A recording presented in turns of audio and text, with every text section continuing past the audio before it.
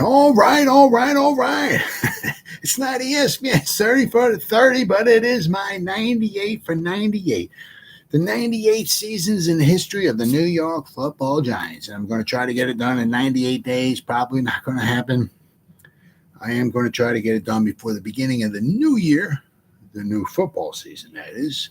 I would start September 10th against the Dallas Cowboys. That I should be able to get done. So we're forging our way ahead. Thankfully, we just left behind the worst season in the entire history of the New York Giants.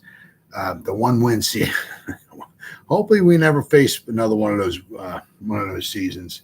It was just ungodly, absolutely horrible season. Thankfully, I was only 2 at the time, so I was alive for it, but I didn't watch any of it, thankfully. So now we're forging ahead. We're getting into the late 60s. We're at 1967, which just happened to be the 43rd season in the history of the New York Giants. 43rd season in the history of the Giants, the 48th season in the history of the NFL. The NFL started in 1920. Giants started in 1925, so the Giants are 5 years younger than the NFL. Now, this season was a nice bounce back. They were like up and down. 1963, they went to the championship game. They were up here. 1964, they won 2 games. 1965, they were 7-7. 1966, they won 1 game. 1967, they won 7 games. Up and down. So they bounced back nicely from the worst season in the history of the Giants, and it was 7-7. A lot of it had to do with who they traded for, Sir Francis, future Hall of Famer himself, Tarkenton, number 10. And I'm going to go over their draft, which is going to prove the point I keep. It's just their drafts were just horrible. This draft in 1960, you can look at it 2 ways. The guys they actually picked, this was the worst draft of all time, the 1960s.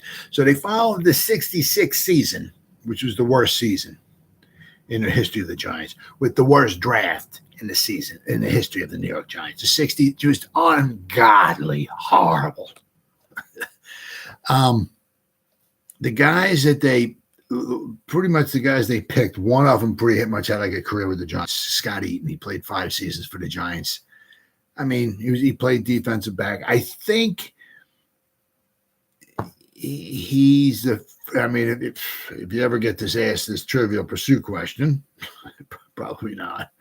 Who is the first Giant ever recover a fumble in a Monday Night Football game? Scott Eaton's your answer. All right, just take that answer and run with it, baby. Okay, he did it against the Philadelphia Eagles in 1970. But they're undrafted. They had an undrafted guy, Bob Lurtzner, who wound up being better than. There were 17 rounds in the draft. I'm going to go over the draft. 17 rounds in the draft, and they're undrafted. Free agent was their best pick. Just unbelievable. The other way you can look at it, though, is their first 2 rounds, the first round and their second round picks, they traded away to get Frank Tarkenton. Now, also, let's keep in mind here, the way the Giants were drafting it, just because they had a first round pick does not mean, and actually they would have had, I believe it would have been, they would have had the 2nd overall pick. They should have had the 1st overall pick in the entire draft. However, the New Orleans Saints were an expansion team, so therefore, ex facto, they got the number 1 pick. So the Giants won 1 game the year before. Should have had the number 1 pick, but because the New Orleans Saints were the expansion team, they got the number 1 overall pick. The Giants had the number 2 overall pick. However, they traded it to Minnesota, who they took Clint Jones, a running back. I'm going to show you, if I remember, in the draft, another rather fascinating fact about the first 8 picks. Rather fascinating. But their first and their second round picks, they traded away to the Vikings. The Vikings took Bob Grimm in the second round, which was a Giants pick, which oddly enough, Bob Grimm would wind up getting traded to the Giants in 1972 when we traded Frank Tarkenton back to the Vikings. Try to figure that one out, right? So, the Giants, but just because, the way that I don't know who decided to make these picks, they're just horrible. Just because they had a first round pick and second doesn't mean the guys were going to be good players. So quite possibly, I guess in the long run, you can look at it. Maybe they everything worked there because they got Frank Tarkenton for it. Also, the other problem was that they only had Frank Tarkenton for 5 years, from 67 to 71. So if they traded they traded away 4 picks for Frank Tarkenton. If they had him for like his whole career, the rest of his whole career, this would have been a phenomenal trade. But they only had him for 5 years. But it's just they traded away a lot of their draft picks to acquire veterans, and a lot of guys they traded for really were not that good. And then when they did have draft picks, they just couldn't draft. They couldn't pick anybody. So the cupboard was bare, and they're bringing in garbage players to replace garbage, and you get garbage. And that's what the Giants had from 1964 to 1980. Garbage. Right. So let's start with the 1967 NFL season here. 1967 National Football League was that was the draft. There we go. 1967 NFL season. The 1967 NFL season was the 48th regular season in history of the National Football League. 48th for the NFL, 43rd season for the New York Giants.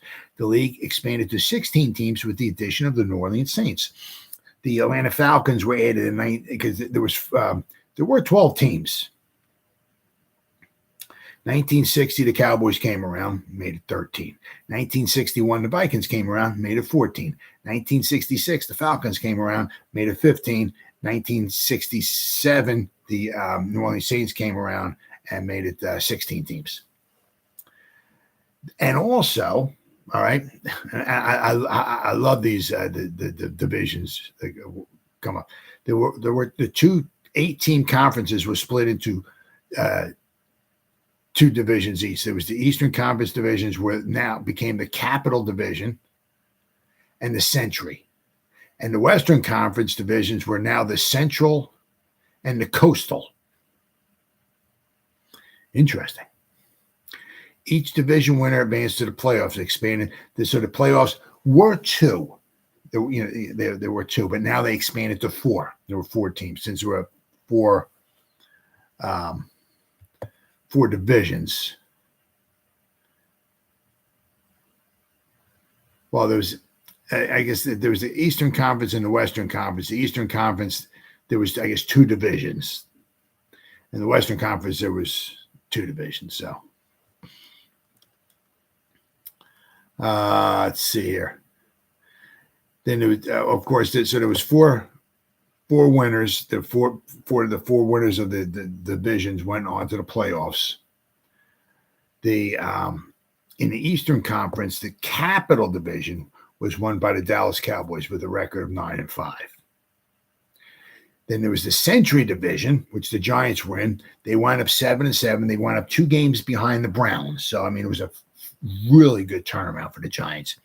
Their problem was that they were scoring some points thanks to Ernie Coy had a very good year, one of the baby bulls. Tucker Frederickson was injured a little bit, so he missed some time, as he quite often did. Frank Tarkenton, really, what a great season he had. And of course, Homer Jones had a phenomenal season. I think it was 40, and I'm going to go 49 receptions he had. He averaged, I forgot, the 24 yards a reception, but he had 13 touchdowns on foot. So basically, like 1 out of every 4 of his catches went for a touchdown. Just phenomenal. Simply amazing. So the Dallas Cowboys and the Cleveland Browns, they won. and they faced each other in the playoffs. And then the Rams and the Packers won, so they faced each other in the playoffs. And one of the biggest travesties, shall we say, of all time is the Baltimore Colts lost one game. They were 11-1-2, and they did not make the playoffs. 11-1. Actually, going into the last game of the season, they were 11-0-2. They lost the last game of the season to the Rams. It was like 34-10, and so therefore gave the Rams the tiebreaker. The Rams and the Colts were both 11-1-2.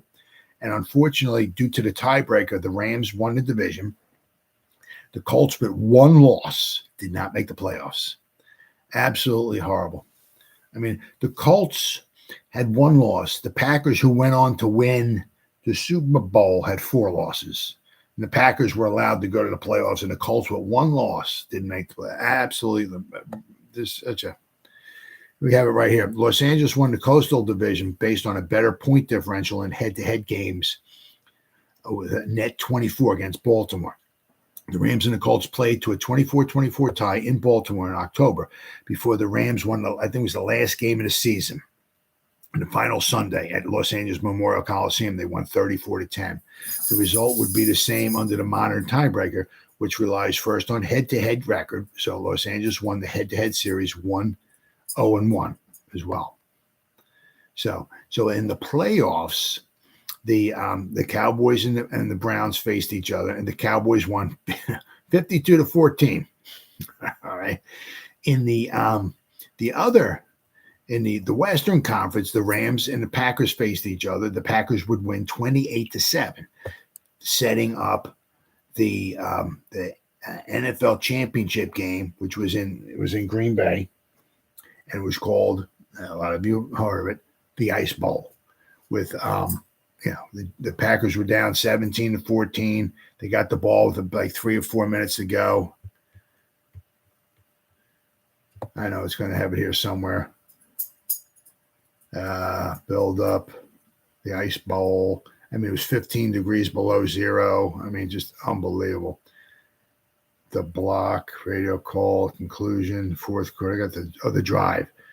In their last offensive drive, the Packers took possession at their own 32-yard line with 4 minutes and 50 seconds left in regulation time. They were down 17-14. With the wind chill around, I mean, this is just ungodly. Ungodly. With the wind chill around minus 70. Okay. Apparently, there's a revised, or minus 50, according to the revised formula. So I guess today's modern way we look at it, whatever. So the wind chill was minus 50. I mean, are you kidding me? Starr led his team down the field toward the south end zone. He began the drive with a double fake to his backs. But after no one was open downfield, he flipped a safety valve pass to running back Donnie Anderson, who gained 6 yards. Fullback Chuck Mercine, who was drafted by the Giants in 1965 or 60, whatever, is now a Packer. Then picked up 7 yards on a sweep around right end and went out of bounds to stop the clock. Starr dropped straight back on first down and fired a 13-yard pass to Dowler over the middle. Cornell Green's tackle slammed the receiver's helmet on the icy turf, and Max McGee had to replace Dowler, who got knocked out. It was that cold. Dallas end Willie Towns broke through and smothered Anderson for a 9-yard loss on what's supposed to have been a halfback option. Anderson had told Starr on the sideline that he could pick up 8 to 10 yards on a dump pass since the Dallas linebackers were laying back. Starr used his tip to complete 2 passes to Anderson for 12 and 9 yards, gaining a key first down on the Dallas 30. Anderson juked linebacker Chuck Howley on both plays and ran by him as Howley sprawled on the icy turf. Mercine told Starr he was also open on the left, and Starr flipped him a pass that the fullback carried down to the Cowboys' 11 because they would swing their guys, the backs out of the backfield. But the linebackers stayed back because, I mean, on that icy turf, if you ran up and you tried to cover, and if they put a juke on or whatever to get around you, and you missed, that now they got a guy running down the sideline where Starr can hit him with a pass. There's nobody covering him. They can go for almost forever. So that's why the linebackers were laying back, right? They were allowing it. Also, they were allowing short passes. Okay, you catch it, I'll come up, I'll scooch on up on the ice, try to make the tackle, keep you in bounds, keep the clock running. So that's what the Packers used. They used the running backs out of the backfield a lot in this final drive. Let's see. Star flipped the pass to that fullback, carried down to the Cowboys 11 and out of bounds with 1 minute, 11 seconds left to play. Then Star called a play he had kept ready for the right situation. 54 give, a play that Lombardi frankly called the sucker play in the Packer playbook. Left guard Gail Gilliam pulled to his right like it was a typical sweep. And Cowboy right tackle Bob Lilly, with his great reflexes, instantly followed him. It's a sucker play. What do? You follow the guard's going this way. That's the way the play's going. So you follow. So what that do? That leaves a hole wide open. If Lilly, instead of following the guard, were paying attention to what was going on, there wouldn't have been a sucker play. But their instincts. The guard starts sweeping. You start going with the guard. Let's see. The Packers left tackle Bob Skoronski blocked Cowboy and George Andre, and Marcin shot through the hole to the 3-yard line. Anderson carried the next play to the 1-yard line for a first down. Twice Anderson attempted to run the ball into the end zone, but both times he slipped on the icy field before taking the handoff and was tackled inside the 1-yard line. The second time, he almost fell down before Starr gave him the ball. By then, the thermometer read -20 at the end of the game. Unbelievable. Absolutely unbelievable how these guys were able to do this. And the Packers called their last timeout. With their low winter sun angle and the shade of the stands, the south end of the field received minimal amount of sunlight. The game had started off slowly after one, and it was nearing sunset. So basically, this is funny. This is really, pretty, kind of comical. Star called timeout, comes running off to the sideline, and he goes over to Vince Lombardi. Said, I'm having a hard time because every time I try to turn around and hand the ball off, our running backs, they're trying to get some momentum going, but it's on a frozen field. So every time they're trying to take a step or so to go out and get the ball, they're slipping. So they're slipping, hardly getting a handoff. And by the time they get to the line of scrimmage, they're like falling down, and they need to get a yard or so to get into the end zone. They can't do it. So Bart Starr's like goes over to Lombardi, and from Lombardi's been there the whole time. Just what's up, Teddy? 67 was the last time the Patriots tied. There you go. So Lombardi goes over to. Starr goes over to Lombardi and says, I can take the handoff and I can shuffle my way into the end zone. I'm standing upright. I don't have to bend over, get the ball. I got the ball. I can shuffle my way and, basically like a, quarterback keep. And all Lombardi said was, okay, run it. Let's get the hell out of here. Well, because the thing is they were down around the 1 yard. They could have kicked a field goal, tied it up, and gone in overtime. So, that was a gutsy call, very gutsy call. So it was like, it wound up being all or nothing. They wanted the game to be over. It was so cold. So Lombardi's I remember Bart Starr saying this in a video on YouTube. He's like, all right, we'll run it and let's get the hell out of here. And Bart Starr started laughing at that. So he went in there, and sure enough, there was Jerry Kramer threw a block. Looked like he might have been offside just a smidge before the ball got snapped. He made a good block on Jethro Pugh.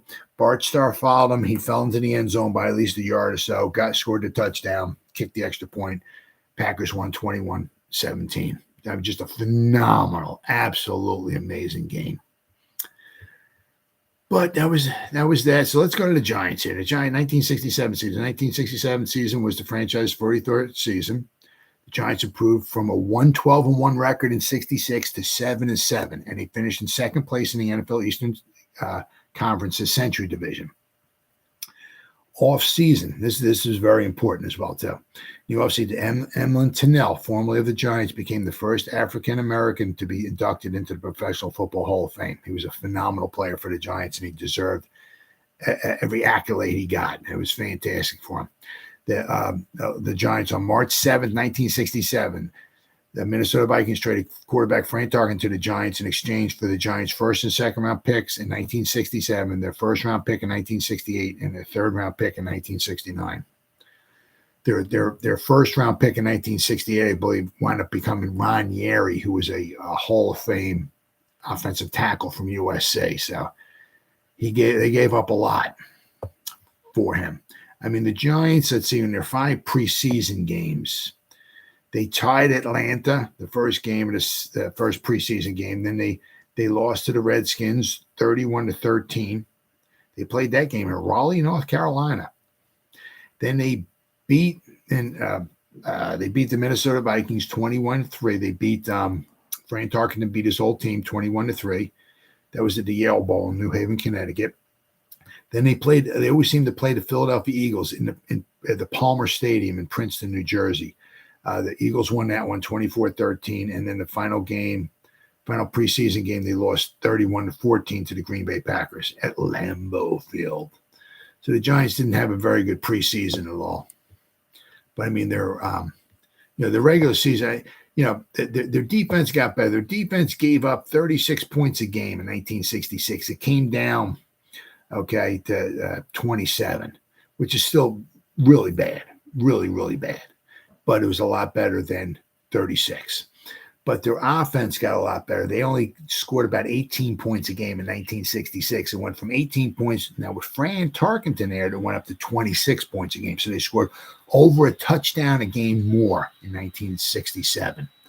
So, but I mean, if you look at the stat, and Frank Tarkenton, he wound up going to the All Pro. Earl Morrall was his backup. This was his last season for Earl Morrall with the Giants. After this, he would wind up going with the Baltimore Colts. But Frank Tarkenton completed 54% of his passes, but he had 29 touchdowns, 19 interceptions. Yeah, back then the interception rate was rather high, for pretty much everybody. So, but I mean, if you look here, Homer Jones had 49 catches for 1,209 yards, 24.7 yards of reception. Absolutely freaking amazing. He wound up with 14 overall touchdowns. He had 13 receiving touchdowns, and he had 1 rushing touchdown. I mean, just amazing. Absolutely amazing season. Aaron Thomas, the Giants, he's a very good tight end. He led the team with 51 receptions. He averaged 17.2 yards of reception. He had 9 touchdowns. Let's see here. Del Schaffner, I think this was his last season. He only had 7 catches for 146 yards, but he averaged 20.9 yards of reception. I mean, just a phenomenal season. Joe Morrison, he was like a running back, a flanker. They put him out wide. They could put the guy anywhere.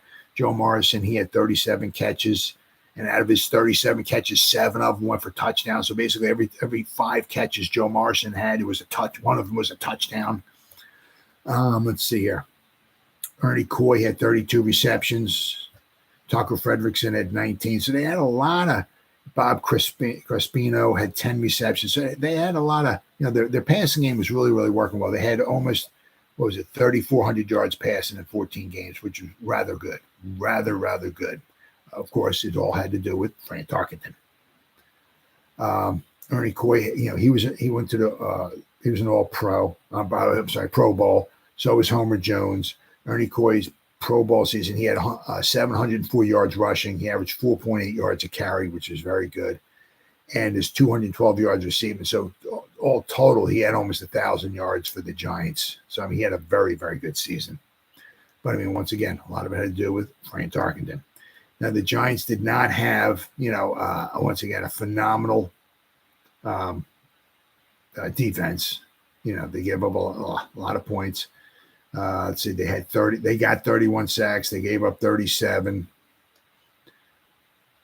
They just gave up a lot of points. I'm going to show you, Homer Jones led the team with 84 total points because he had 14 touchdowns. Joe Morrison had 9 touchdowns. Aaron Thomas had 9 touchdowns. They scored a lot. They really, really scored a lot. Now, and actually, they would have scored even more points if their defense was any good. But I mean, the defense was on the field a lot because they couldn't stop anybody. So let's see. So the Giants. After I show you their games, we'll go to the draft. First game of the season. The Giants always start their first games, a few games on the road. Anywhere from the 2 to the first 4 games were on the road. This was no exception. Here, their first 3 games were on the road. First game of the season, they were on the road Sunday, September 17th. They went to St. Louis, played the Cardinals, and they won 37-20. Next week, they played in Dallas, Sunday, September 24th. They lost to the Cowboys 38-24. They scored some points, but, as usual, they couldn't stop anybody. So the Cowboys scored 38 points, and the Giants lost. Same thing the following week. Just unbelievable. Sunday, October 1st, in Washington against the Redskins, the Giants scored 34 points. And they lost 38-34. They couldn't stop anybody. Then their first meeting ever against the Saints was in Yankee Stadium. The Giants would prevail 27-21. The Giants had 535 yards of offense. They had 28 first downs.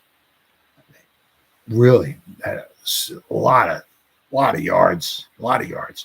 The following week, Sunday, October 15th, they would go to Pittsburgh and they would win 27-24. Now they're 3-2.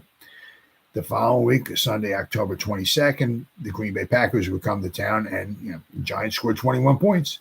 But the Packers scored 48. Once again, they couldn't stop anybody. Then they had then this was an important game here, the following one. Sunday, October 29th, the Giants' 7th game of the season. Cleveland Browns came to town in Yankee Stadium, and the Giants would win 38-34. They managed to score 38 points, but they managed to only give up 34. So now the Giants are 4-3. Then this one was a crusher. This one, Sunday, November 5th. They played in Minnesota. They were winning 24-7 going into the third quarter. Or in the third quarter. They were winning 17-7 at halftime. They were winning 24-7 in the third quarter. They lost 27-24. They gave up a kickoff. They gave up a kickoff touchdown for the Vikings' first touchdown. And the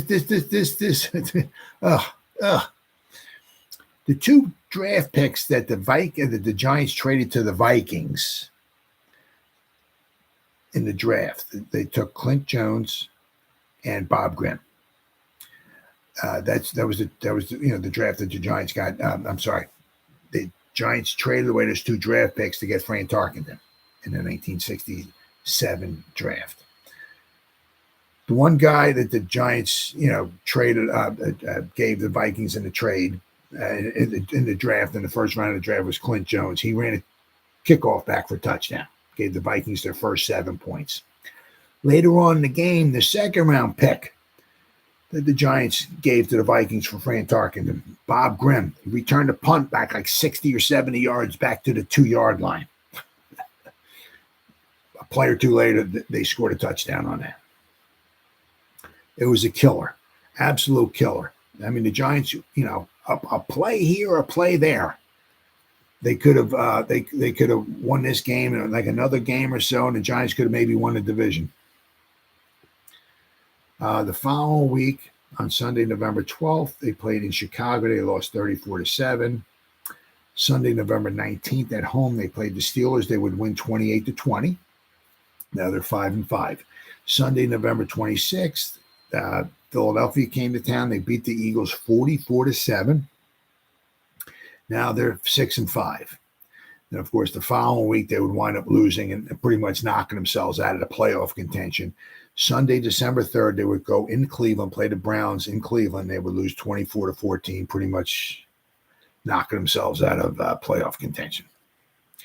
They would lose the following week against the Detroit Lions at Yankee Stadium, 30-7. And then, let's see, Sunday, December 17th, the final game of the season, the St. Louis Cardinals came to Yankee Stadium. The Giants would win 37-14, making them 7-7 for the season. But the Giants only missed winning the division by 2 games. I mean, that Minnesota game was an absolute crusher. Absolute crusher. You know, the kickoff return that Clint Jones had, they gave the Vikings their first touchdown. I mean, he was on the sideline. Spider Lockhart had a chance. He just kind of like threw his body at him to try to knock him out of bounds because he was like riding like tightrope on, right, almost getting knocked out of bounds. He didn't quite get the refs ruled that he wasn't out of bounds. Spider Lockhart just kind of like threw his shoulder at him. I'll just bump him out of bounds. If he wrapped him up, drug him down around like the 30-yard line, 20, 30-yard line or so, maybe they don't score a touchdown. Maybe they have to kick a field goal. Maybe then the Giants would wind up winning 24-23. Who knows? But Spider Lockhart tried to just shoulders him out of bounds. Didn't work. Clint Jones goes down the sideline and scores a touchdown. Quite possibly caused the Giants a loss there. So, yeah, a play here, a play there. The Giants might have won it, winning the division. But it just wasn't meant to be. So the Giants went, 7-7, but very, very respectable after they finished 112-1 in 1966. So let's go to that draft. I mean, the draft is just ungodly horrible. The Giants didn't have a pick in the first round because they traded away to the Vikings. The Giants didn't have a pick in the second round because they traded away to the Vikings. Giants didn't have a third round pick. A third round pick. I'm not sure I think they traded away to looks like to the Cleveland Browns. Round 4, the Giants took Lewis Thompson, a defensive tackle. I don't even know if he even had an NFL career. Giants then took Dave Lewis, a running back from Stanford, in round 5. I think he was with the Giants for a couple years, but he did not much at all. Not much at all.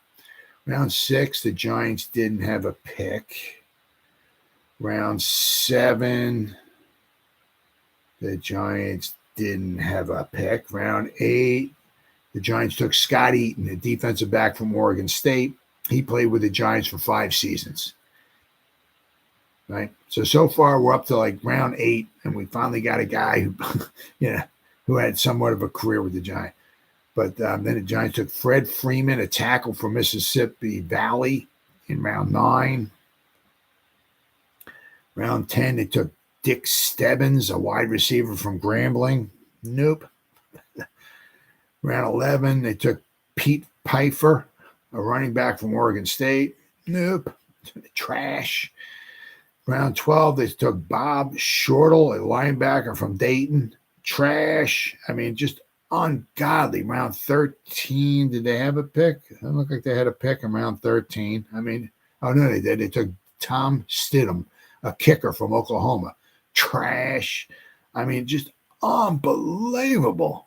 Absolutely horrible. One of their picks, I can't remember who it was, wound up having they drafted him, and he wound up, I can't remember where it was at. They drafted him. He didn't wind up playing for the Giants. After he got drafted, he wound up playing a couple seasons in the Canadian Football League. Then he wound up coming back from 1970 to 1973. He wound up being a punter for the Cincinnati. Wound up being a very good punter. Actually led the AFC in punting, I believe, one year. But he never played for the Giants. So it's just horrible, absolute garbage picks that they have. The biggest one that they wound up being their undrafted free agent, who wound up being Bob Lertzema, a defensive end from Western Michigan. He was a defensive end and a defensive tackle. He played from 67 to 71 for the Giants. I know he wasn't, and then from 72 to 75, he was with the Vikings. He went to the Vikings. He went back to the Vikings. He went to the Vikings with Frank Tarkenton, then went back to the Vikings in 72. And then he finished his career at 76 and 77. He wound up with Seattle Seahawks, their expansion team in 1976. So Bob Lertzema, he wound up playing, he played like 5 years or so with the Giants. So he had the biggest impact, I'm going to say, even more than Scott Eaton did. So their undrafted free agent had the biggest impact over the rest of the guys that they drafted. It was just unbelievable. As I said, the cupboard was bare, and they could never replace their players. And anybody, and when they, a lot of times when they tried to with their draft pick, because they had to trade their draft picks away to get players. If they were able to draft well, and they say, no, it's all right. We don't need a quarterback. We don't need this. We're going to draft because we know we can draft well, and we're going to build our team through the draft. But it's like the draft was just so horrible. So the only way for them to really try to restock their team with anybody good was to trade away their draft picks to get these veterans in. And that's what they did a lot. All right, so let's go to I got the NFL championship game. So we had the, 1967, it was the, it was the Ice Bowl. The Packers wound up winning 21-17.